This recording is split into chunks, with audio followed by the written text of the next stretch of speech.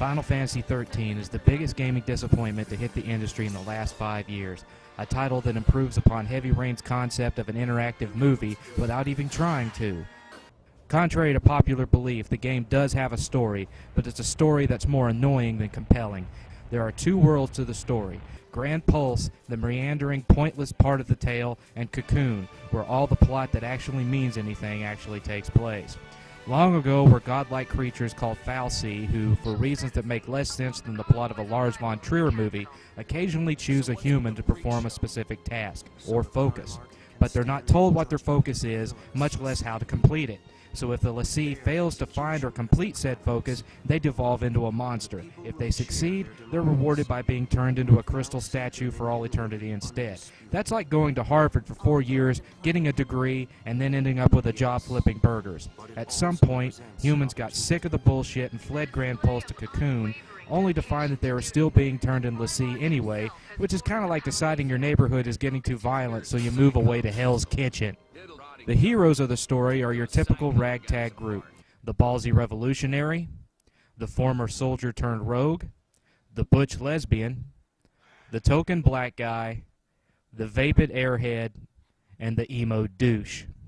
In trying to save the life of a friend/girlfriend/sister who has been turned into crystal, they are directed by the great space pope to go to Grand Pulse, where they run around doing absolutely nothing until they run back into him after he's transformed into Metroplex and defeat him in battle, after which he then turns around and tells them that their whole time at Grand Pulse has been pointless and they must go back to Cocoon where their real focus lies.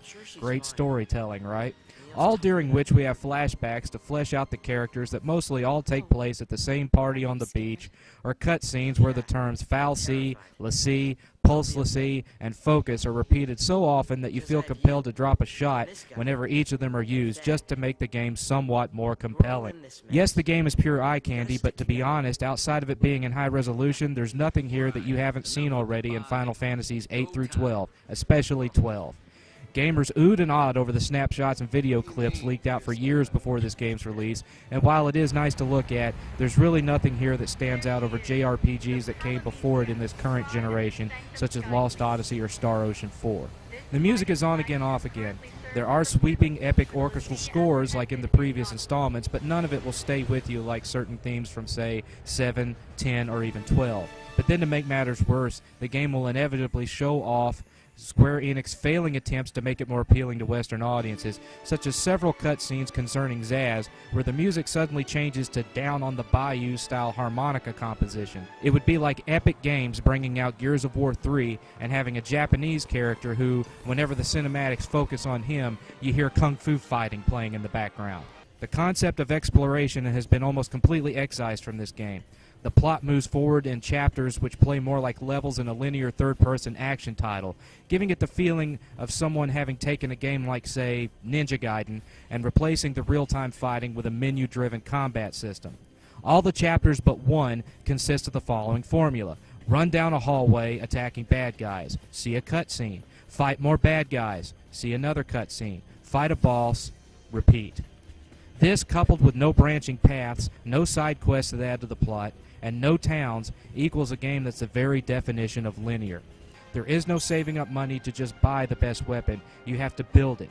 And since the game has no plot points that tell you what the most powerful weapon is, you never really know if you have it or not. And if you haven't beaten the game yet, rest assured you don't have that weapon. You can't get the best weapons until you pick up a very specific item that you can only get after completing the main quest. Yeah, friends, it's just that stupid.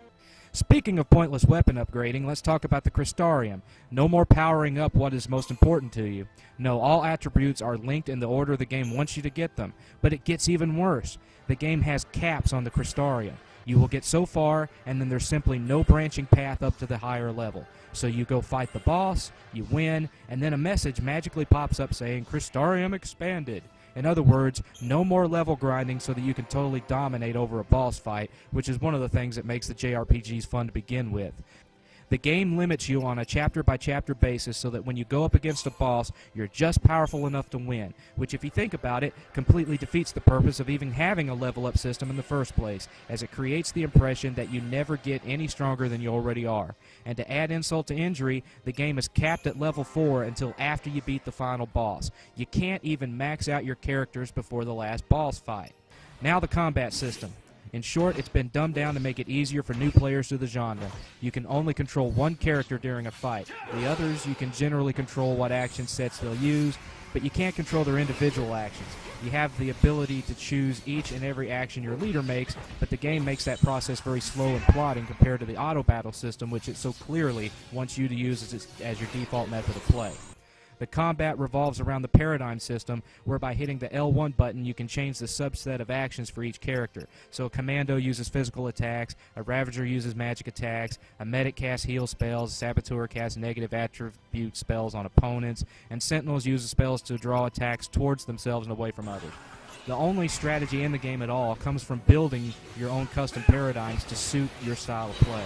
But what this allows you to do is essentially cheat and make more moves than the timed actions would normally allow. For instance, if you attack normally, after however many action slots you have to sit and wait for the action bars to fill back up. But if you build an identical paradigm and switch to it after doing your primary paradigm, you instantly get half a full bar, so you can perform those two moves, then switch back to the previous paradigm, and that one now has a full bar, and perform those moves, then switch back again, and so on. I'll show you this in action in a second. So everyone kept telling me, just wait till you get to Chapter 11 and you'll love it. It'll feel just like your favorite Final Fantasy games of old. Sorry, but no. You get to Chapter 11, and all of a sudden the whole storyline comes to a screeching halt, and you're stuck in the middle of Jurassic fucking Park. Grand Pulse is a huge, wide-open sandbox full of roaming creatures, go kill this monster and come back side quests, and no plot development whatsoever. So 10 chapters of linearity is fixed by making one chapter of the game a big open field full of grind monsters and repetitive side quests, made useless by the fact that the game won't allow you to grind past Crystarium level 4 anyway. So here's the combat in action. You do your attacks, hit L1, choose the same paradigm, the bar goes to halfway, let it do those two attacks, switch back, the bar is full again, do those attacks, switch to a medic paradigm if you need to, repeat until you win. The whole battle boils down to L1, down, down, X, L1, up, up, X, repeat.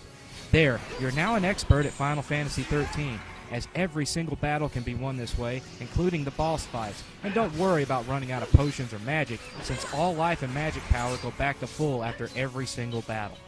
Oh, and you may be wondering about summons. Well, each character has one summon he or she earns by defeating that summon in battle. But remember, only one character can be directly controlled at one time, so guess what? You can only use one summon during a battle, the summon of your lead character, unless you power that character back up to where he can cast it again, which makes 5 out of your 6 summons completely useless. And none of them are particularly powerful anyway, since none of your attacks do real damage till you hit an opponent's breakpoint, whereby the damage is then increased by a multiplier. But even then, your summon's most powerful attack will rarely even take down a fourth of a boss's life bar, even when they're in that critical attack state. In other words, you can beat this game without ever casting a single summon. The only thing they're good for at all is if your party's health is low, you can cast your summon, do its attacks that do hardly any damage, and when the attack is over, your characters are all at full health again. Whoop-de-fucking-do. In the end, there is no excuse for how much this game blows, even when you consider possible downgrades it went through to put it on multiple consoles. The game fails because of its combat system, its superfluous leveling system, and its pointless catering to an audience that doesn't exist. In trying to cater the game to Western audiences, an audience they obviously knew little about, Squeenix went in the opposite direction, since Western audiences love the exploration and open-world gameplay of RPG titles like Fallout 3, Elder Scrolls Oblivion, and others. In the end, they took their tried-and-true JRPG formula and made it into what is essentially a JRPG simulator. And for that alone, Final Fantasy XIII gets negative 13 bajillion and a half stars out of 7. Hope! Fuck you, Snow. My hope died 50 hours ago.